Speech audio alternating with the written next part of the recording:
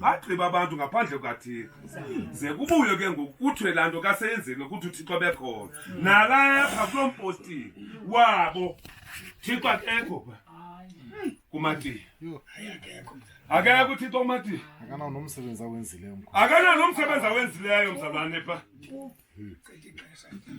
laa nto bazenzela mani bazenzela ngoba zona iziprofeto zazithethile kakade ngoJudasi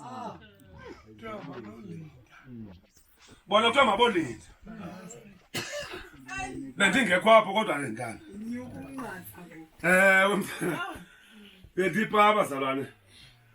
kule ndima nam zohlala phantsi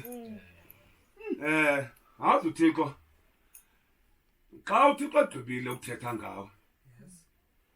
hlala phantsi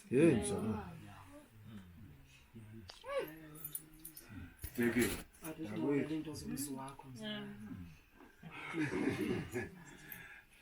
bakholwa kuye